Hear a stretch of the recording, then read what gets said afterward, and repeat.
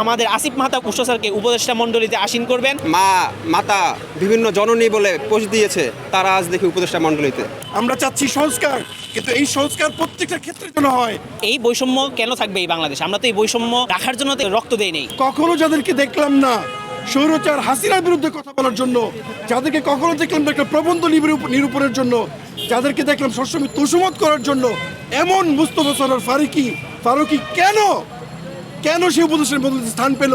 উপদেষ্টা মণ্ডলীর ভিতরে অনেককেই জায়গা দেওয়া হয়েছে, অনেককে স্পেস দেওয়া হয়েছে, কিন্তু মানে বৈষম্য বিরোধী ছাত্র আন্দোলনের সেই মানে গুরুত্বপূর্ণ সময়, সেই বিপ্লবের সময় সবচাইতে গুরুত্বপূর্ণ একটা ভূমিকা হিসেবে পালন করেছে আমাদের আসিফ মাহতাব স্যার।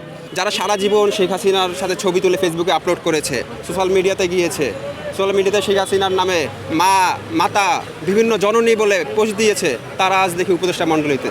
কেন? আমাদের প্রশ্নটা হচ্ছে কেন? তারা কিভাবে জায়গা পায় উপদেষ্টা মণ্ডলীতে? দেশে কি আর ভালো মানুষ ছিল না? দেশে কি শিক্ষিত মানুষ ছিল না? দেশে কি জনগণের জন্য কোনো ভালো নেতা ছিল না? আওয়ামী ফ্যাসিস্টের অনেক দোসর উপদেষ্টা মণ্ডলীতে আসীন হয়েছেন।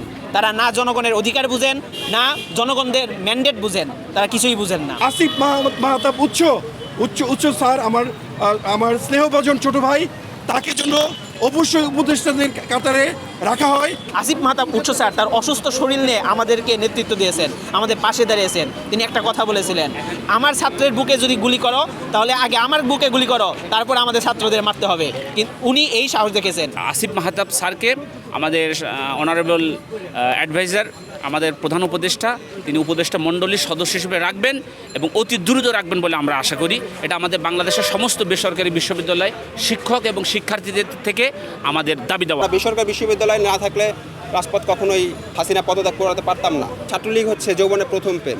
আরে ভাই, তোমরা তো প্রেমই বোঝো না, তোমরা ছাত্রলীগ কী করবা?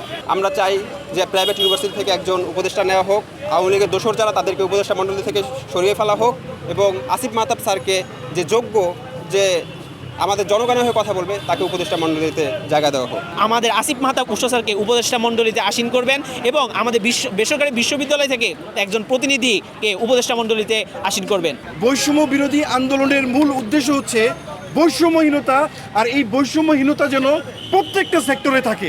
আসিফ মাহতাব উৎস সে ওই সময়ে যেই পরিমাণ ভূমিকা রেখেছে, স্যার আমরা একসাথে, আমরা ডক্টর ইউনূস স্যারকে কথা বলতে চাই, আমরা একসাথে ডিবির কারাগারে নির্যাতিত ছিলাম।